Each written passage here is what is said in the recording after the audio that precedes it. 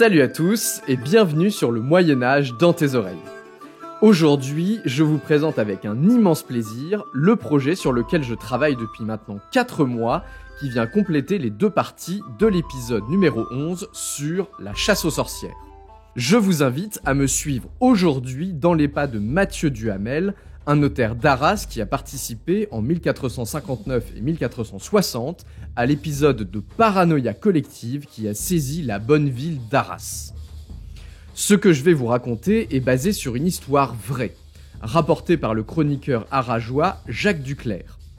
Évidemment, la reconstitution des dialogues et des pensées des personnages est une fiction, mais que j'ai voulu aussi proche que possible des sentiments que les protagonistes ont pu avoir lorsqu'ils ont été embarqués dans cette chasse aux sorcières, pareille à nulle autre. Je souhaite également vous prévenir que cette histoire et ces événements peuvent être assez dérangeants, on va dire, voire même carrément trash. Je vous invite donc, si vous n'êtes pas à l'aise avec la violence, à vous arrêter ici. Cette histoire que je vais vous présenter est divisée en 2 parties, que je vais publier successivement au mois de décembre. La première partie dure environ 1 heure, c'est celle que vous êtes en train d'écouter, et la seconde, qui sera publiée d'ici 1 semaine environ, dure 30 minutes. Pour le confort d'écoute, une version complète sera également publiée début janvier, afin de vous proposer une immersion totale. Et maintenant, assez parlé, place à l'histoire.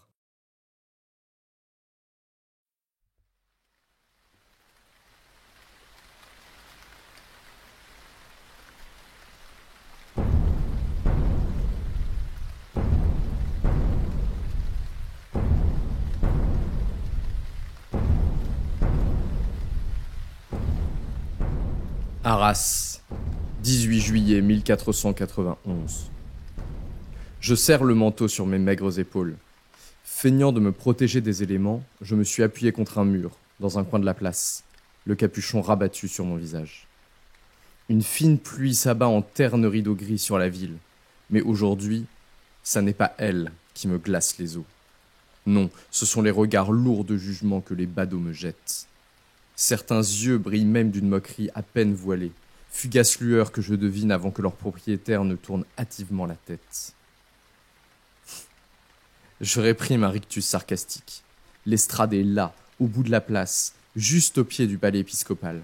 Pourtant, tel un essaim de mouches qui se pose sur moi puis vole en tous sens dès que je les chasse, c'est bien moi que les regards de la foule ont choisi comme spectacle. Moi, le vieillard perclus de rhumatisme qui peine à tenir debout. Je me serre encore un peu plus contre le mur, comme si je voulais y rentrer, devenir moi-même l'une de ces briques anonymes et sans intérêt que personne ne fixe jamais. Soudain, comme si mon vœu était exaucé, les regards me quittent pour se braquer sur l'estrade. Une sonnerie de trompette annonce enfin l'arrivée du conseiller royal.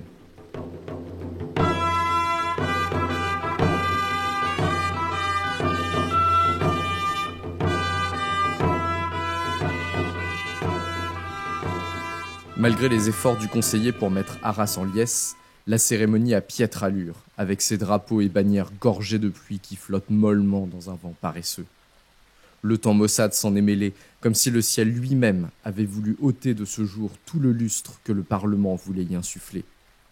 Mais le conseiller ne va pas laisser la pluie et le vent lui voler la victoire. D'une voix puissante, il commence la lecture de l'arrêt. La populace écoute d'une oreille distraite, les articles de l'arrêt s'égrener sans grande surprise, pendant que je réprime un soupir. Cet arrêt du 10 juillet, tout le monde le connaît déjà. Il casse les décisions prises par le tribunal épiscopal d'Arras en 1460. Celle que j'ai rédigée de ma propre main. Peu à peu, les regards se tournent à nouveau vers moi, comme pour mieux savourer ma défaite. Tous ces gens, toutes ces bonnes gens sans rien à se reprocher. Aucun d'entre eux ne sait vraiment ce qui s'est passé durant ce procès. Ces décisions qui portent ma plume, aucun d'entre eux ne les a jamais lues. Je croise même, l'espace d'une fraction de seconde, le regard chargé de mépris d'un gamin de 15 ans. 15 ans, ce marmot n'était même pas né quand le procès a touché à sa fin. Ordonne le rétablissement dans tous ses droits et propriétés du plaignant, Hugues Emery. Mon cœur rate un battement. Ce nom, ça ne peut pas être vrai. Comment ? Je le tenais pour mort. Et pourtant, le voilà devant moi, le voilà qui monte sur scène, bien vivant. C'est comme voir un fantôme. Le temps a creusé son visage et déformé sa silhouette, mais c'est bien lui. Abasourdi, je ne peux détacher mon regard de ce vieil adversaire. Et soudain, il lève les yeux vers la foule, vers moi. Ce regard, calme, inébranlable, ni colère, ni mépris, ni haine, ni même vengeance, comme à l'époque. C'est à peine si une émotion fugace balaye son visage, alors que les 2 derniers témoins du procès se font face. D'un coup, la foule disparaît, plus de trompettes, plus de pluie. Le vent a cessé, les regards méprisants se sont envolés. Je ne vois plus que ses yeux, la violence de leur douceur désarmante. Mon cœur bat à tout rompre dans ma poitrine, alors que les souvenirs ressurgissent comme une lame de fond. Je me sens pris de vertige, je titube. Mes jambes chancellent, je me cramponne à mon bâton pour ne pas tomber. Fébrilement, je pose un pied devant l'autre. Il faut que je rentre chez moi, il faut que je quitte cette place, il faut...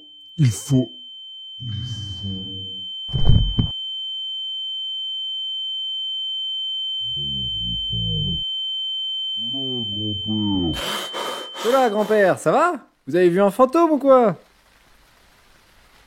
Je cligne des yeux. Au travers du brouillard, je distingue un grand sourire et une touffe de cheveux trempés par la pluie. Une paire de bras solides me relève et me tient fermement. Allez, venez, on va vous mettre au chaud. Ne restons pas sous cette mauvaise bruine. Agrippé au bras, je me laisse traîner alors que mon esprit reprend peu à peu sa marche normale. Oula, des étuves. Bon, c'est pas super, mais ça fera l'affaire. Et puis, vu votre âge, ça ne reste pas de jaser, hein, ne vous en faites pas.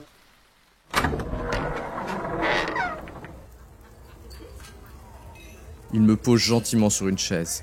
Un bon feu crépite dans le coin. Je sens sa chaleur se glisser par vagues délicieuses sous les pans de mon manteau trempé. La douceur de l'endroit et la tasse de vin chaud que le gaillard me colle dans les mains achèvent de me redonner mes esprits. Merci pour votre aide, étranger.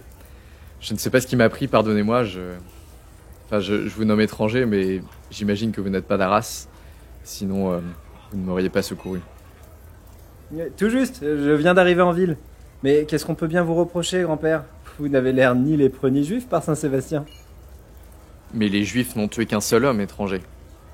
Moi, je crains d'avoir beaucoup plus de sang sur les mains. Oh, mais racontez-moi donc. J'adore ce genre d'histoire. Bon, c'est qu'on n'en entend pas tous les jours, vous voyez. Alors que j'ouvre la bouche pour refuser, sa main se pose doucement sur mon bras décharné. Vous vous sentirez mieux après m'avoir dit ce qui vous plombe la conscience, grand-père. Je vous le promets. Avec un soupir, j'avale une rasade de vin pour me donner le courage d'affronter ce passé. Le gaillard a raison. Il est temps. Après 30 ans à fuir, il est peut-être temps d'accepter le combat. Alors, c'était à l'automne 1459. L'inquisiteur d'Arras, Pierre le Broussard, m'avait demandé de l'accompagner à Langres, en Bourgogne, où les dominicains tenaient alors le chapitre général de leur ordre.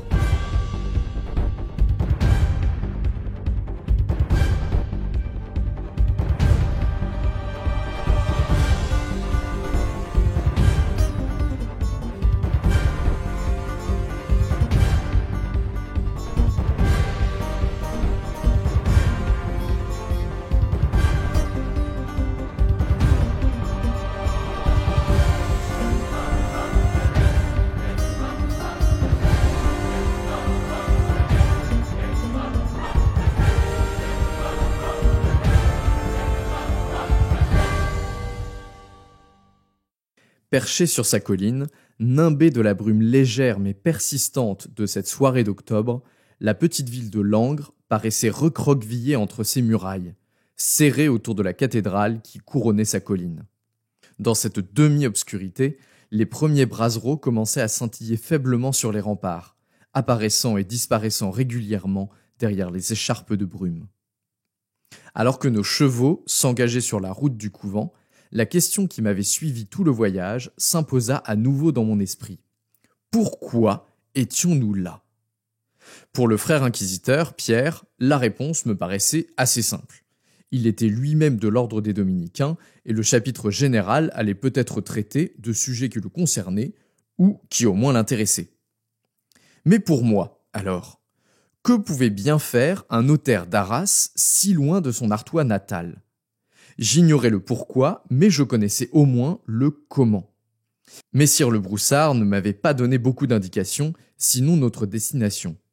J'aurais pu dire non, bien sûr. Après tout, bien que travaillant régulièrement pour l'évêque d'Arras, je n'avais aucune obligation de suivre l'inquisiteur dans toutes ses pérégrinations. Aucune obligation légale, c'est vrai. Mais on ne disait pas non à cet homme-là. Entendons-nous bien, on dit rarement non à un inquisiteur, quel qu'il soit d'ailleurs. Cela peut coûter cher. Un non peut cacher un tel lourd tribut de conséquences funestes qu'on tremble même de le prononcer. Pierre le Broussard, toutefois, n'était pas de ces inquisiteurs brutaux qui usent tour à tour de cajolerie et de menaces pour faire plier leur interlocuteur. Si je l'avais suivi, c'est que son regard seul m'avait convaincu de l'importance de sa mission. Et puis, l'évêque d'Arras, qui était mon principal employeur, était parti à Rome pour plusieurs mois. Si l'inquisiteur jugeait cette affaire de Langres si importante, il y avait fort à parier que l'évêque s'y intéresse également à son retour. Bref, sans trop de réticence, j'avais finalement accepté.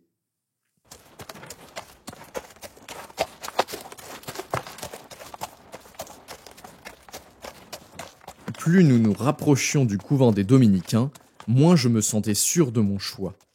Après tout, nous venions de parcourir plus de 100 lieues en 10 jours pour arriver ici, dans cette contrée perdue, quelque part entre Dijon et Paris. Qu'est-ce qui pouvait bien pousser l'inquisiteur à entreprendre un tel périple? Et même pire, à entreprendre un tel périple avec un notaire dans ses bagages. Après les salutations d'usage auprès des frères qu'il connaissait personnellement, Pierre m'entraîna à la suite du prieur, le frère dominicain qui dirigeait le couvent. La nuit était tombée sur la grande bâtisse de pierre, et sa fraîcheur commençait déjà à gagner les longs couloirs voûtés que nous traversions. Pendant que le prieur et l'inquisiteur faisaient leur messe basse, je réprimais un bâillement. Les dominicains n'étaient pas vraiment réputés pour le confort de leurs cellules, mais j'étais tellement fourbu par les longues heures à dos de cheval que je me serais même endormi sur ce sol de pierre. Et justement, nous voilà aux cellules. J'allais ouvrir la bouche pour demander où nous couchions, lorsque le prieur désigna de la main une cellule fermée d'une porte. Devant le regard interrogateur de l'inquisiteur, il hocha doucement la tête et farfouilla sous son manteau pour en sortir une clé. La porte s'ouvrit sur une étroite alcôve aux murs nus.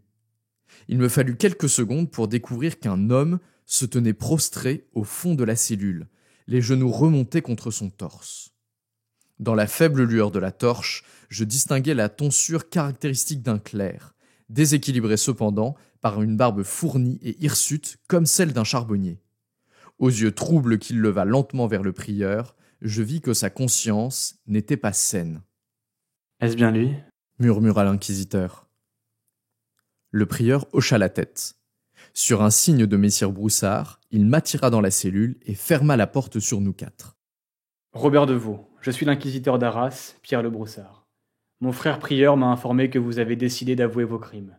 Je suis accompagné de mon notaire, maître Mathieu, qui va prendre votre déposition. » Fasciné par cet homme qui semblait à demi sauvage, je mis quelques longues secondes à m'apercevoir que l'inquisiteur m'avait donné un ordre. Je sortis précipitamment mon matériel d'écriture et préparai une feuille du mauvais papier que j'utilisais habituellement pour les minutes prises à la volée. Mais l'homme ne semblait pas décidé à parler. Il balançait son regard absent d'un mur à l'autre, comme s'il était encore seul dans la cellule à rêvasser. Après quelques instants de ce jeu, l'inquisiteur s'avança légèrement sur son banc et posa doucement sa main sur le bras de l'homme. « Robert, je vous demande votre aveu. Vous l'avez livré à mon frère prieur plus tôt cette semaine, je suis certain que vous pouvez à nouveau le formuler. Dans le cas contraire, soyez sûr que mon frère prieur saura utiliser les arguments que vous connaissez pour vous convaincre de le faire. » L'homme fut saisi d'un tressaillement, et son regard sembla se clarifier d'un coup. Il leva les yeux vers l'inquisiteur, qui lui répondit par un petit sourire comme pour l'encourager. Une voix rauque sortit alors de sa bouche. Je trempai ma plume et tendis l'oreille. Il s'appelait bien Robert de Vaux et se disait ermite. Il vivait tel un vagabond ici en Bourgogne, allant de couvent en couvent puisqu'il faisait partie de l'ordre dominicain. Ou du moins, il en avait fait partie à une époque. Un soir, dans une forêt qu'il traversait pour rejoindre un autre couvent, il avait rencontré un homme qui lui avait promis de l'aider.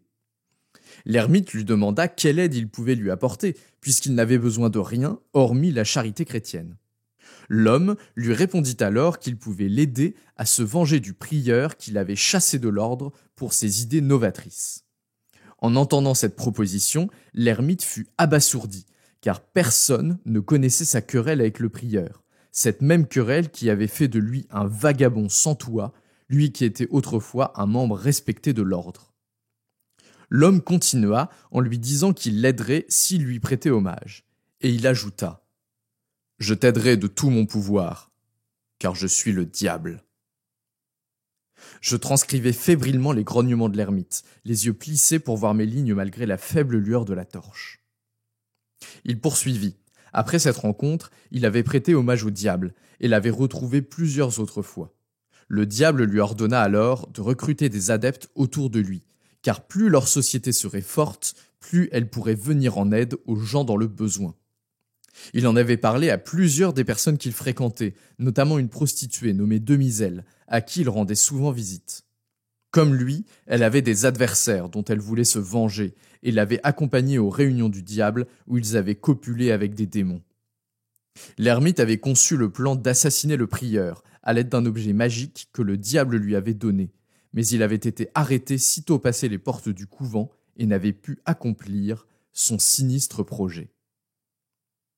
Avec un long tremblement, la voix finit par s'éteindre et l'ermite retrouva son mutisme. Il releva les genoux contre sa poitrine et se retrancha dans la position où nous l'avions découvert. L'inquisiteur me fit signe de ranger la déposition et le prieur nous fit sortir de la cellule. Alors qu'il refermait la porte, Pierre se pencha vers moi. « Mathieu, je te demande d'authentifier cette déposition demain à la première heure, avec les mots exacts que l'ermite vient de prononcer. Prends-en soin. » Le prieur nous amena dans nos cellules avant de prendre congé. Avant de souffler la bougie, je m'assis sur le bord de la paillasse et repris la feuille que je venais d'écrire. Dans la lueur dansante de la flamme, une phrase ressortait du reste, comme si je l'avais appuyée malgré moi dans la pénombre du cachot de l'ermite. « Je t'aiderai de tout mon pouvoir, car je suis le diable. »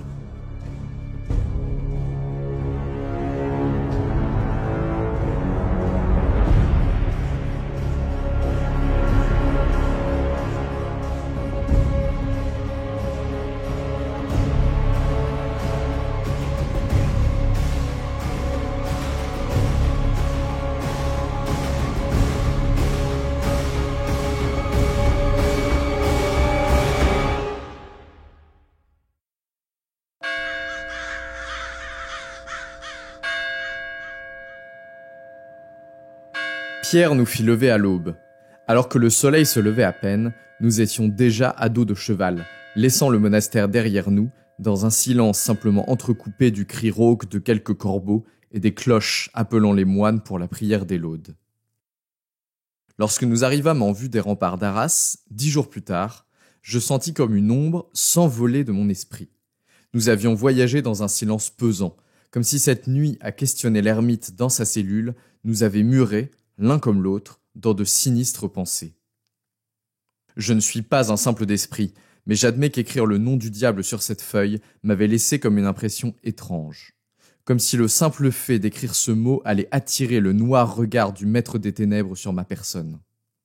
Sans m'en être ouvert à l'inquisiteur, je ne ressentais plus que l'envie de retrouver mon foyer et mes affaires quotidiennes.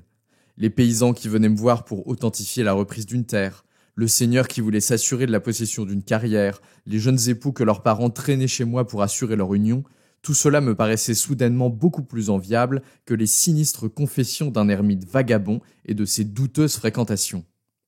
En un mot, je souhaitais plus que toute autre chose laisser cette odeur diabolique derrière moi. Car personne ne sort indemne de la proximité avec le diable, quand bien même cette proximité n'est qu'une feuille de papier et 3 traits de plume.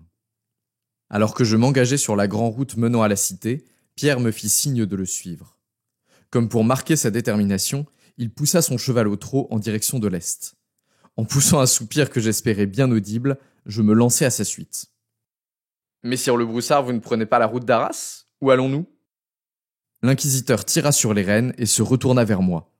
Son visage exprimait une émotion qu'il avait du mal à cacher, mais dans laquelle je devinais autant de peur que d'excitation. À Douai, Mathieu. Nous nous rendons à Douai. Il huma à plein poumon l'air que le crachin chargeait d'humidité et pointa du doigt la route qui serpentait en suivant la rivière. Suivre la piste.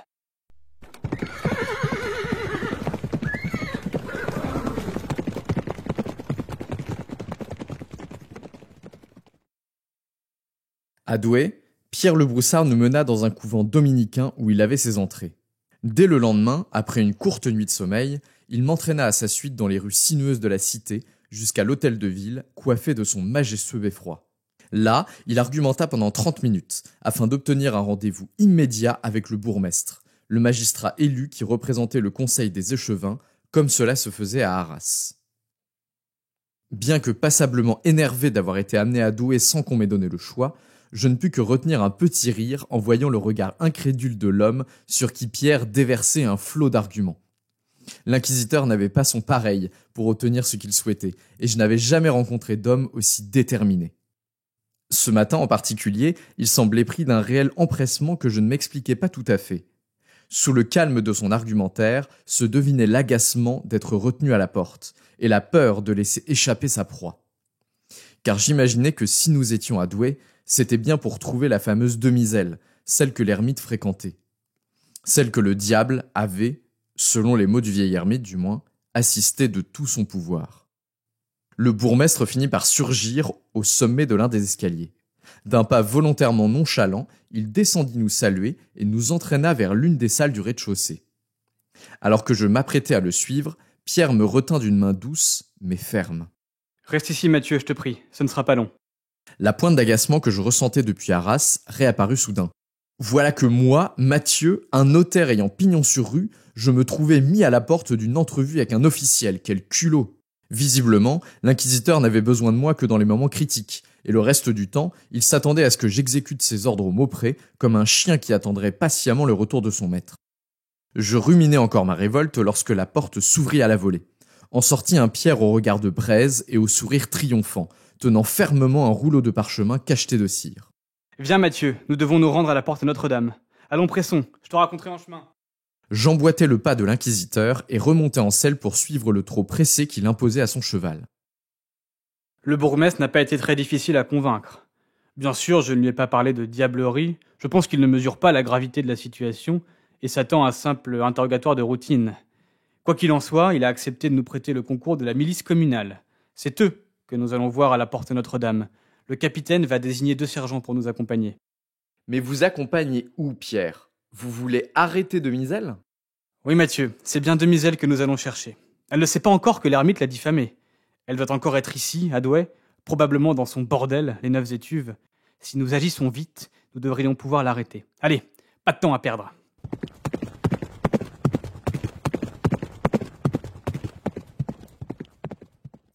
Les 9 étuves ne respiraient pas la nouveauté la plus récente. C'était un bâtiment assez ordinaire qui n'aurait pas souffert d'un bon coup de peinture. Appuyé contre les remparts, seule la cheminée fumante qui le coiffait et l'enseigne vermoulue qui en annonçait le nom permettaient d'identifier les étuves. J'ignorais comment Pierre avait su que la prostituée travaillait dans ce bordel en particulier, mais il semblait savoir ce qu'il faisait. D'un pas assuré, flanqué par les 2 sergents de la milice et par mon air dubitatif, il entra dans la maison et demanda à voir la mère Macrel. Aussitôt entré, la forte humidité et la chaleur du lieu me sautèrent au visage. L'atmosphère en était presque suffocante, et une épaisse vapeur s'échappait des portes menant aux longues pièces où l'on apercevait les grands baquets de bois. Interloquée, la patronne de l'établissement salua l'inquisiteur, visiblement peu inquiète de voir un dominicain drapé dans son manteau noir et entouré par 2 sergents en armes. « Madame, je cherche une dite demoiselle qui travaille dans votre bordel. Pouvez-vous la faire quérir ?» Toujours aussi calme, la Macrel soutint le regard de Pierre. « Bah, c'est qu'elle travaille, messire. Le pain n'est pas gratuit ici. Qu'est-ce que vous pouvez bien lui vouloir ?»« Je suis l'inquisiteur de la foi au diocèse d'Arras. Je vous demande d'aller la quérir, peu importe quelle besogne elle accomplit actuellement. Vous irez la quérir de votre plein gré, ou les sergents le feront à votre place. » Dès que l'inquisiteur eut révélé son identité, je sentis la Macrel pâlir. Le sourire narquois qu'elle présentait quitta ses lèvres et elle s'empressa de disparaître au travers de l'une des portes menant aux étuves. 2 minutes après, elle revint accompagnée d'une femme d'une trentaine d'années, ni belle ni laide, qui essuyait ses cheveux encore mouillés avec un chiffon. Son regard interrogateur considéra successivement l'inquisiteur et son notaire à moitié cachés derrière les 2 miliciens. « Vous êtes bien la dite demoiselle, employée aux 9 étuves ?» La jeune femme hocha doucement la tête. « Je vous demande de me suivre. Vous êtes en état d'arrestation, sur ordre de l'inquisiteur de la foi et de messire le bourgmestre. » Les 2 sergents lui saisirent chacun un bras sans ménagement et la traînèrent hors de la maison. Reprenant soudain ses esprits, la maquerelle saisit Pierre par la manche. « Que se passe-t-il, mon père? Demiselle a-t-elle commis quelque crime? C'est une bonne travailleuse, une honnête femme. Je me porterai témoin pour elle s'il le faut. » « Madame, la mission que je mène nécessite le plus grand secret. Soyez certaine que toute décision que je prends est une décision du pape lui-même et qu'il en va du salut des fidèles. Voilà tout ce qu'il vous faut savoir. » Je refermai la porte sur la maquerelle visiblement secouée par cette arrestation. Les sergents placèrent un bâillon sur la bouche de demoiselle et la montèrent sur un cheval qu'ils avaient amené et dont ils tendirent la bride à l'inquisiteur. Ils prirent alors congé, nous laissant tous les 2 avec la prostituée visiblement terrifiée. Ses yeux lançaient fébrilement des regards en direction des passants, mi-amusés, mi-interloqués. La sueur perlait à son front et elle secouait ses bras pour tenter de se défaire des liens qui les enserraient. Sans un regard pour sa prisonnière, Pierre me fit signe de remonter en selle. D'un trot vif, nous quittâmes Douai par la route que nous avions suivie à l'aller. Les quelques lieues séparant la cité de Douai de celle d'Arras passèrent dans un silence pesant, ponctué simplement par les gémissements étouffés de demoiselle. Arrivé à Arras, l'inquisiteur, aidé de plusieurs chanoines, fit descendre la prostituée dans l'un des cachots du palais de l'évêque. Laissé en haut des escaliers qui descendaient aux cellules, je tentais de rassembler mes pensées. Transporté d'un lieu à l'autre par la volonté de messire le Broussard, j'avais du mal à formuler mon opinion. La rencontre avec l'ermite m'avait secoué, je me devais de l'admettre. Entendre si clairement un homme reconnaître son commerce avec le diable ne pouvait me laisser indifférent. Toutefois, l'ermite était un vieil homme visiblement fou, et le témoignage que j'avais authentifié de ma main me paraissait constituer une base fragile pour engager d'autres poursuites. La prostituée, elle, était une jeune femme que rien ne semblait accuser. Je peinais à voir en quoi cette affaire nécessitait un tel empressement de l'inquisiteur en personne. N'aurait-il pas suffi que des sergents d'Arras aillent eux-mêmes chercher demoiselle, et que l'inquisiteur énonce clairement auprès de la prostituée ce qui lui était reproché? J'étais en plein milieu de ce questionnement lorsque Pierre remonta des cachots et congédia les chanoines. Je vis enfin ma chance de confronter l'inquisiteur. Pierre, je vous prie de m'excuser, mais je ne comprends pas pourquoi vous faites preuve d'une telle implication. Je veux dire, j'étais à vos côtés lorsque le vieil ermite a fait sa déposition. Le crime est-il vraiment si énorme pour que vous alliez vous-même à Douai saisir une prostituée parfaitement ordinaire? Messire le Broussard se contenta de me fixer de longues secondes sans rien dire, comme s'il réfléchissait longuement à la réponse qu'il allait apporter. Puis, sans un mot, il m'entraîna dans une salle dont il ferma soigneusement la porte derrière lui.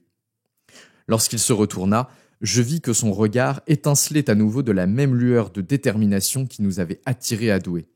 Je sentis le rythme de mon cœur s'accélérer. « Assieds-toi, Mathieu, je t'en prie. Tu as raison, cette affaire mérite que je t'en apprenne davantage. Après tout, c'est toi qui en as authentifié la première étincelle. » Il s'assit également et se plaça en face de moi. Penché en avant, les yeux rivés sur les miens, il se mit à parler lentement, comme s'il voulait être sûr que je comprenne chacun des mots qui sortaient de ses lèvres. « Je suis inquisiteur de la foi. Le pape m'a confié la mission de protéger Arras contre les forces qui cherchent à la détruire.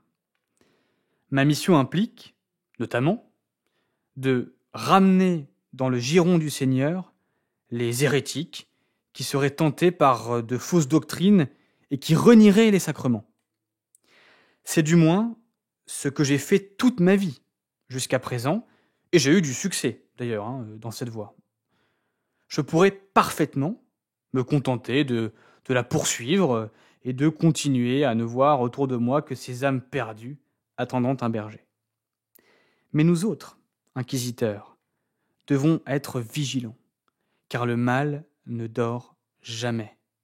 Le diable cherche en permanence de nouvelles manières d'étendre son pouvoir et de détruire la société chrétienne. Nous sommes le seul rempart qui protège les chrétiens. Je percevais, au travers du calme des paroles de Pierre, une sincérité que je ne lui avais jamais connue. Il n'avait pas son habituel ton solennel, ni cette attitude arrogante qui le caractérisait. Je l'écoutais avec une attention redoublée. Lorsque je n'étais encore qu'au début de mes études, j'ai eu la chance d'assister au concile de Bâle, où les meilleurs esprits de la chrétienté réfléchissaient à régler le grand schisme et à réformer l'Église. J'ai rencontré là-bas des gens inspirants, qui sont aujourd'hui mes amis, et avec lesquels j'ai discuté longuement des menaces qui pèsent sur la chrétienté. Mathieu, j'ai vu des clercs endurcis, habitués à débusquer les hérétiques, se mettre à pleurer devant moi en évoquant le nouveau fléau qui contaminait leur territoire. Fléau contre lequel ils étaient totalement impuissants. Ils me parlaient de sectes, de sorciers cannibales, qui se réunissent en secret autour du diable pour commettre les pires crimes. Je dois l'avouer, j'ai moi-même été pris de terreur en entendant leurs récits.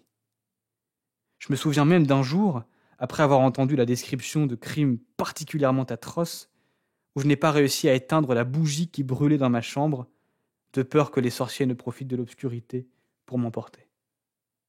Mais je me suis raisonné. Cette secte ne sévissait que dans les montagnes, dans ces zones reculées, où le diable avait toujours été plus puissant que les hommes. Rien de tel ne pouvait se produire chez moi, à Arras, dans cette ville d'églises, de monastères, où triomphe la civilisation. Depuis ces discussions du concile de Bâle, je continue à entendre des histoires sordides de sorcellerie, mais mon travail quotidien m'a permis de prendre du recul et de ne plus y penser. Et voilà qu'un beau jour, l'un de mes frères dominicains m'a parlé de cet ermite, Robert de Vaux, que l'ordre avait arrêté dans des circonstances particulièrement troublantes. À la simple évocation du mot de sorcellerie, j'ai senti mon sang se glacer et la panique me gagner. Ce crime me rattrapait enfin. Après toutes ces années, sa rumeur arrivait finalement sur mon territoire. Je me balançais sur ma chaise, mal à l'aise devant l'évidente peur qui saisissait l'inquisiteur.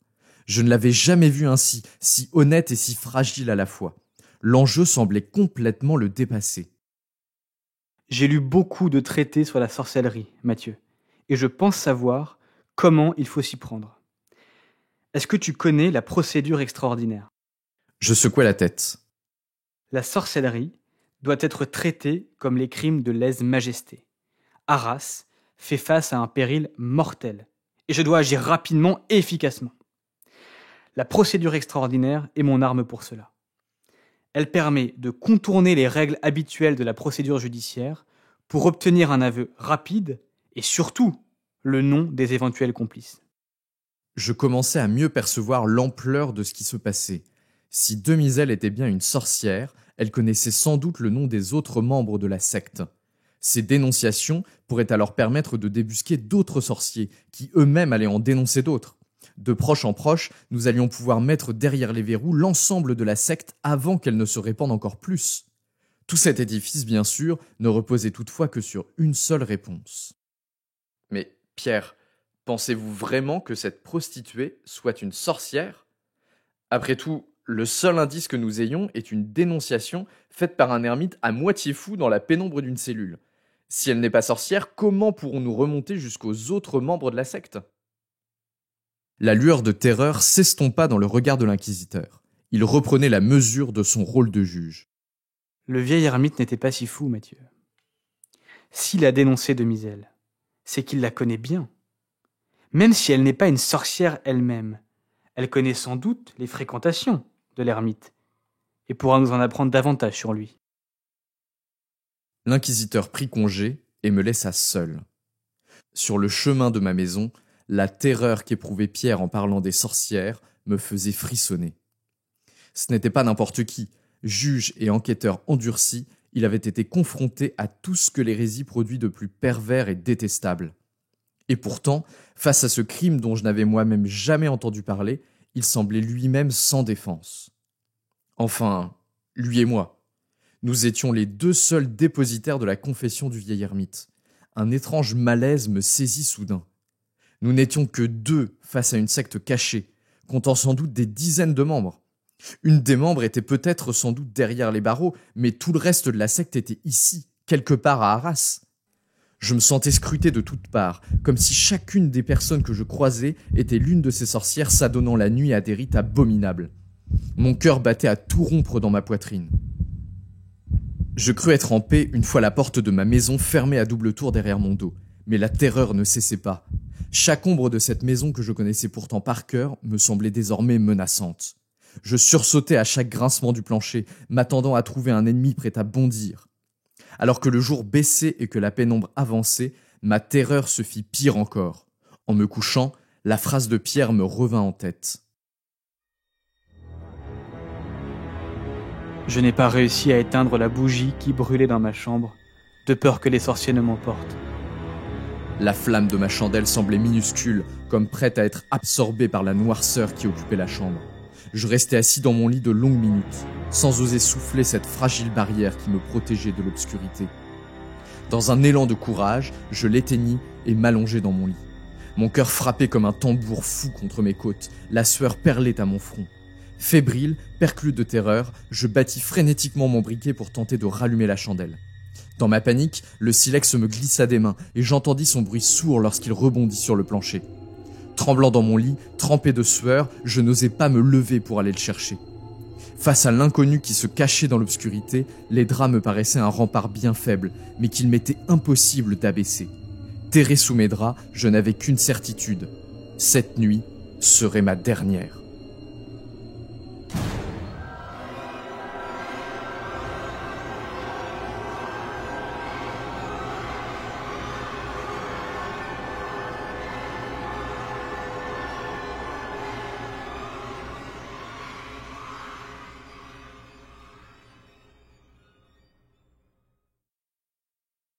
Contrairement à ce que je pensais, cette nuit ne fut pas la dernière pour moi.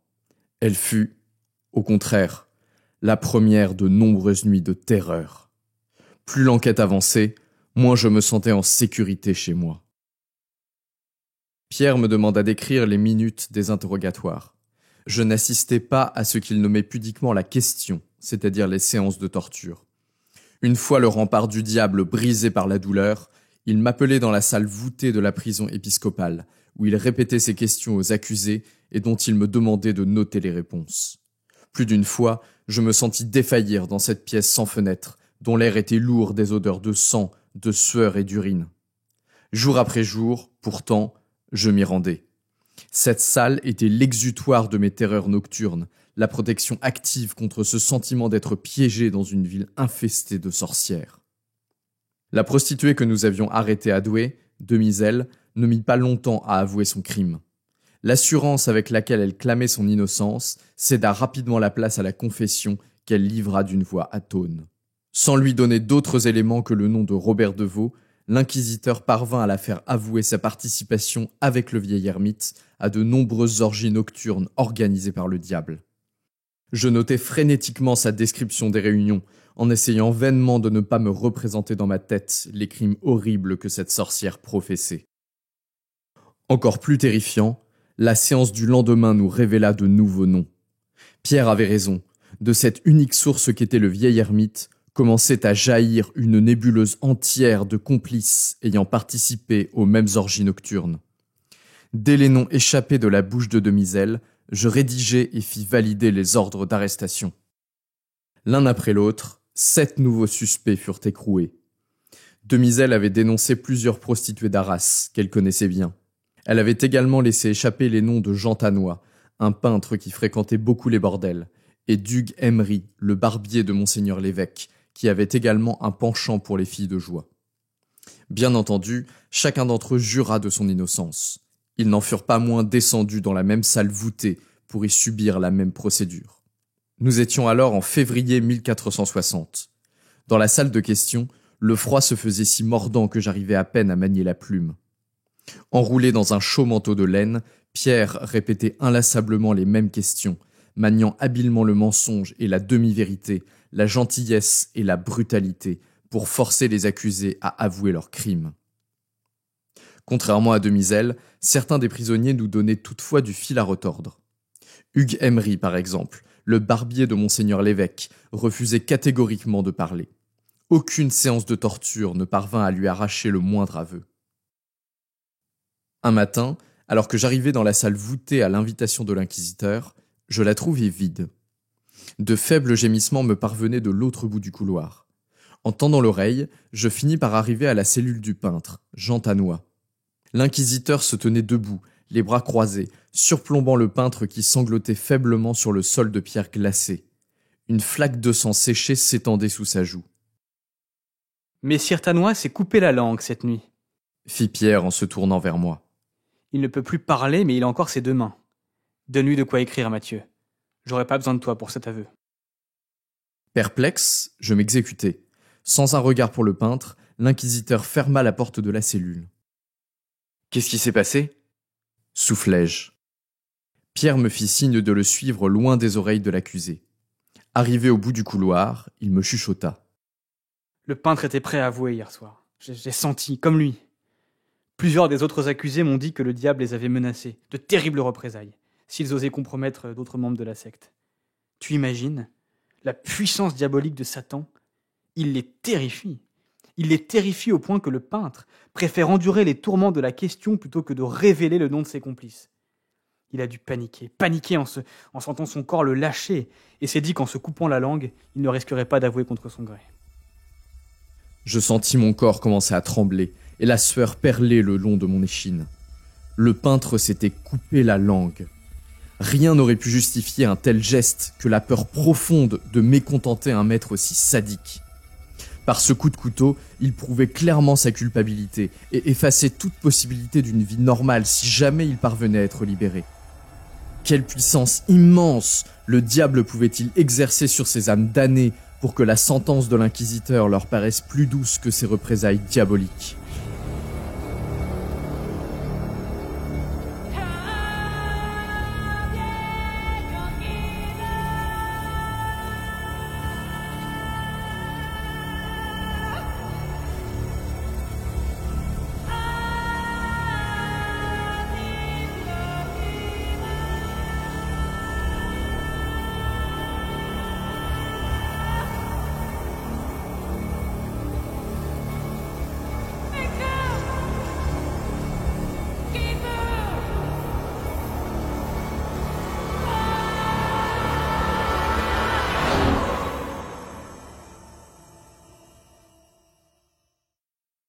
Par une fraîche matinée d'avril, je me pressais le long des rues d'Arras, encore presque vides de ses habitants endormis. J'avais été requis pour participer à une réunion organisée par l'inquisiteur au palais épiscopal. Pataugeant dans la boue laissée par les récentes pluies de printemps, je regardais avec un vague sentiment de jalousie les bonnes gens d'Arras vaquer à leurs occupations. Au coin d'une rue, la forge d'un maréchal ferrant brillait déjà d'une joyeuse flambée et résonnait du tintement que le marteau faisait en touchant le métal. Une gamine portait un panier plein de brioches et les proposait de sa voix fluette pour seulement 1 denier. Artisans, servantes, marchands, nonnes et charretiers arpentaient les rues d'un pas vif, absorbés par leurs tâches quotidiennes. Malgré mes traits tirés et les profonds cernes qui encadraient mon regard, le calme rassurant de la vie arageoise me redonnait de l'espoir. Si l'inquisiteur et moi portions ce lourd fardeau, c'était pour tous ces gens, pour que chacun d'entre eux puisse continuer sa vie et ne se soucier que de faire croître son affaire ou de bien élever ses enfants. Qu'adviendrait-il si les sorcières parvenaient à resserrer leur emprise sur Arras? Si notre échec leur permettait de déchaîner leur pouvoir incontrôlable sur les innombrables familles qui peuplaient cette cité prospère? Je m'interdisais d'y penser. Il ne pouvait y avoir d'échec. Dieu ne le permettrait pas. Entrant dans la salle du chapitre, je trouvais la plupart des invités déjà assis dans les inconfortables stalles de bois qui entouraient la cathèdre, ce genre de trône ordinairement réservé à l'évêque, dans lequel Pierre s'était installé, la mine grave. Je parcourus la salle du regard tout en m'asseyant à mon tour. Tout ce que l'évêché comptait de vicaires, d'archidiacres et de doyens s'était réuni à la demande de l'inquisiteur. Je constatai, à mon grand étonnement, qu'à l'air sérieux de Pierre répondaient les mines perplexes, voire carrément débonnaires, des officiels du diocèse. Visiblement, le sujet qui me tourmentait comme il tourmentait l'inquisiteur ne les empêchait pas de dormir. Messire, j'ai demandé à vous réunir ce matin, car j'ai de graves nouvelles à vous partager. Il en va de la survie de la chrétienté, et il est de notre devoir d'agir au plus vite face à ce fléau que mon enquête a révélé. Cette entrée en matière aux accents apocalyptiques provoqua à peine quelques haussements de sourcils parmi les officiels. Comme vous le savez désormais, j'ai procédé, il y a quelques semaines, à l'arrestation d'une prostituée de Douai, une nommée Demiselle, qui m'a été dénoncée par un ermite dominicain défroqué. Elle a avoué, au terme de l'interrogatoire, sa participation à des réunions nocturnes autour du diable, dont elle m'a nommé plusieurs des participants. Autrement dit, Comme un homme de théâtre, l'inquisiteur retint quelques secondes le terme fatidique pour mieux accrocher l'attention de son audience. Elle a confessé son crime de sorcellerie. Un bruissement de murmures parcourut la salle. La sorcellerie n'était pas une petite affaire, et les officiels le savaient. Crédules ou non, ils n'avaient pas d'autre choix que de se positionner. L'inquisiteur poursuivit. Sur la foi de cette dénonciation, j'ai ensuite procédé à l'arrestation de plusieurs autres prostituées de Douai et d'Arras, ainsi qu'à celle de 3 hommes d'Arras, dont le barbier de Monseigneur l'évêque. Malgré l'emprise du diable sur leur corps et leur cœur, ils ont presque tous avoué leur participation à ces mêmes réunions et m'ont donné de nombreux détails sur les crimes qu'ils ont commis à l'encontre de notre Créateur et de la Société des chrétiens.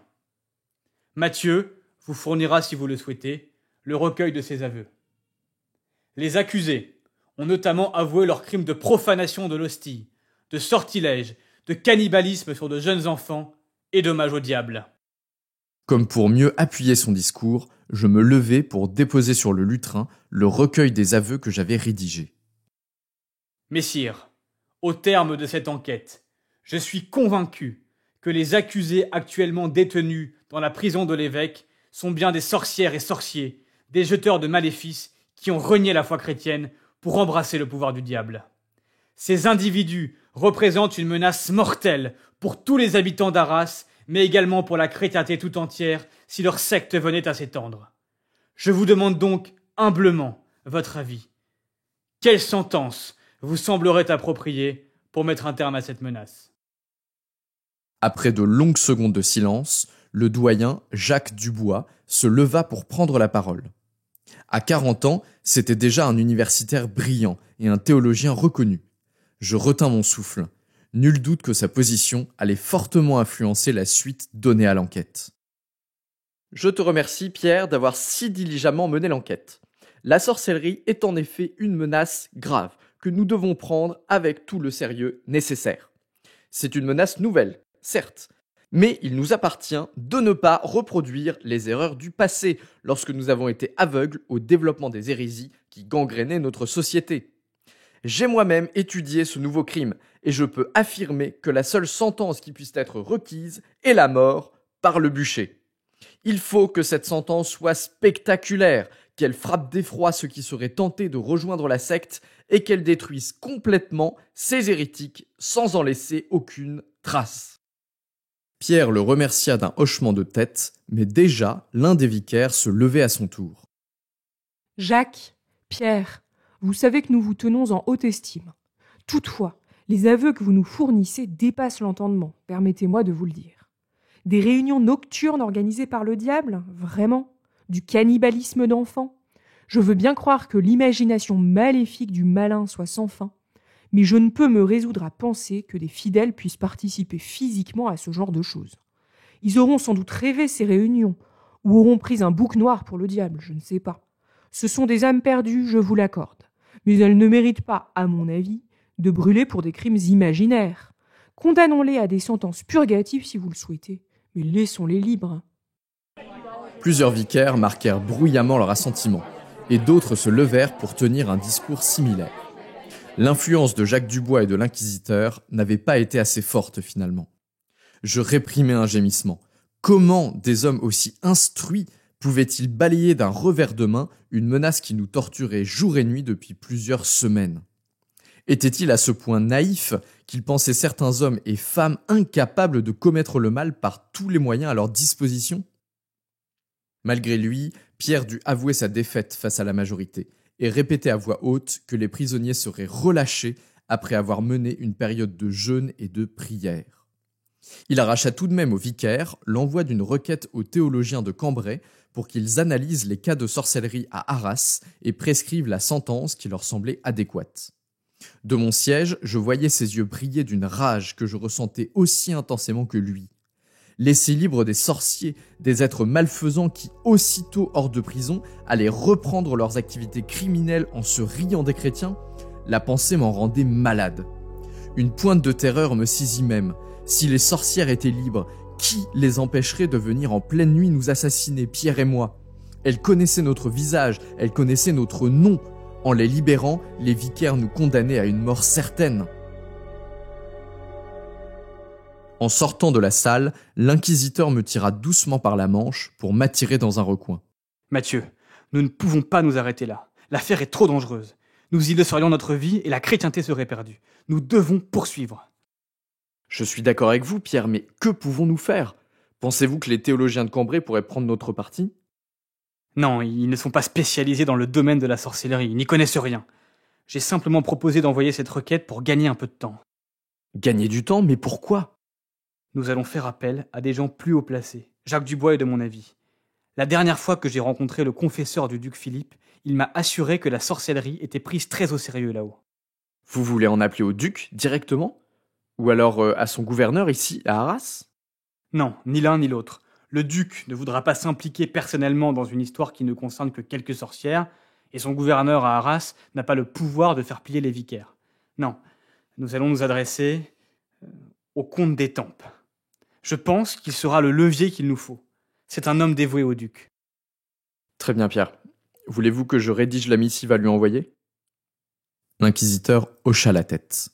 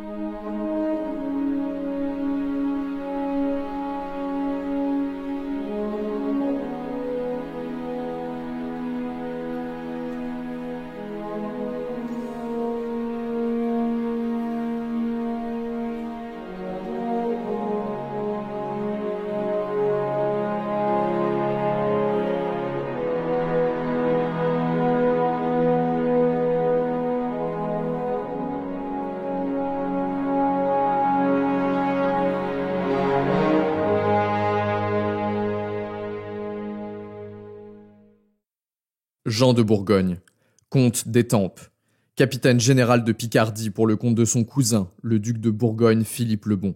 En faisant appel à lui, Pierre élevait le procès à un niveau dangereusement politique. Ou du moins, il tentait de le faire.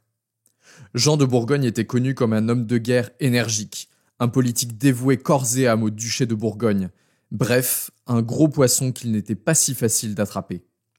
L'inquisiteur semblait confiant, mais quant à moi, il me paraissait fort improbable que le capitaine général de toute la Picardie décide d'accorder du temps à une affaire de sorcellerie. Peu de gens, hors des quelques inquisiteurs érudits, savaient alors que la sorcellerie n'était pas une simple hérésie. En ces temps troublés où les relations entre le roi de France et le duc de Bourgogne s'empoisonnaient rapidement, une secte satanique avait peu de chances de retenir son attention.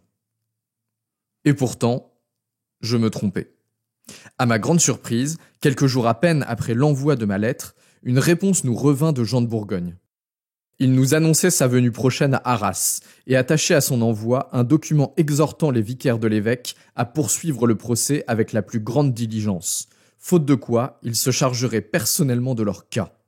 Il souhaitait que des progrès significatifs soient réalisés avant son arrivée.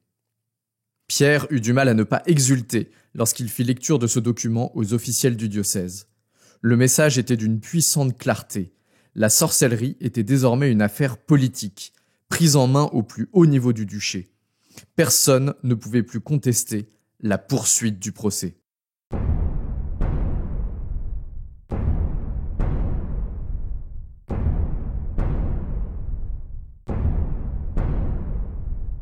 Au tout début du mois de mai 1460, l'inquisiteur et les vicaires de l'évêque qui l'assistaient avaient accumulé assez de preuves pour énoncer les premières sentences.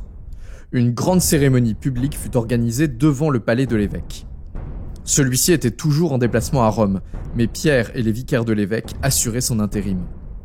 Ce furent eux qui, devant une foule compacte intriguée par tout ce cérémonial, firent aligner les 6 accusés sur une grande estrade. L'un après l'autre, sur un signe de l'inquisiteur, ils répétèrent mot pour mot l'aveu que j'avais consigné après leur interrogatoire.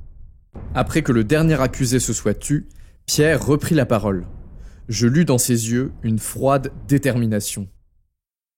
Les accusés ont confessé le crime d'idolâtrie et d'apostasie, ainsi que l'hommage qu'ils ont prêté au diable, leur maître, afin de l'assister dans sa volonté de renverser la société des chrétiens.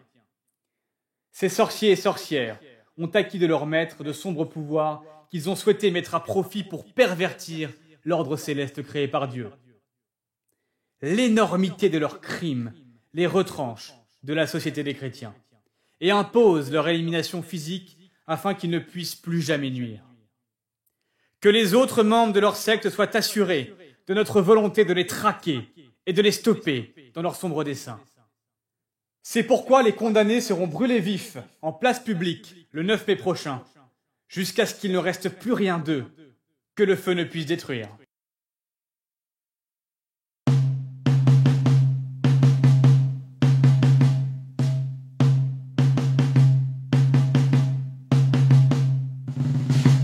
Quelques jours après cette cérémonie, le bûcher fut dressé sur la grande place d'Arras. Un à un, les condamnés montèrent et furent attachés à un poteau. Ils avaient été coiffés d'une mitre en papier sur laquelle je vis, depuis ma place parmi les autres dans la foule, des dessins représentant les orgies auxquelles ils avaient participé. C'en était presque grotesque de voir sous des traits aussi simplifiés les crimes horribles des sorcières matérialisés aux yeux des habitants de la ville. L'espace d'un instant, je me pris à envier l'innocence des badauds rassemblés autour du bûcher.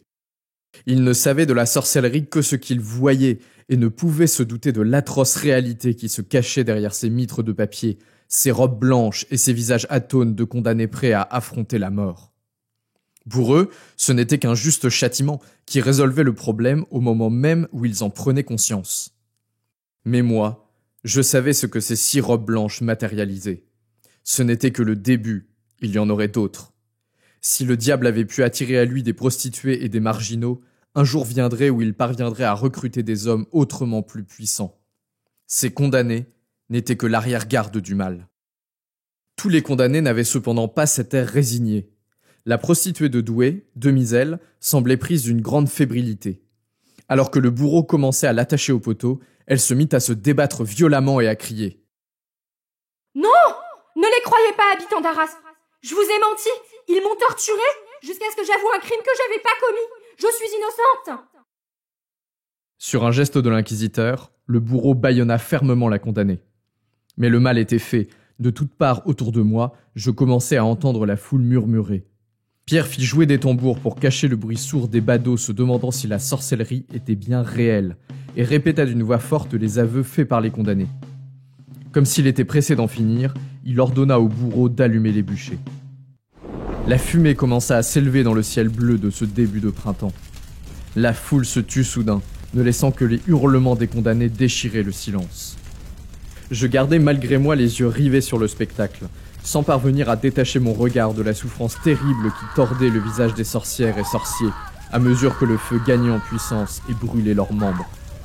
Une odeur atroce de chair carbonisée emplit la place. Je luttais pour ne pas vomir. Le châtiment était abominable.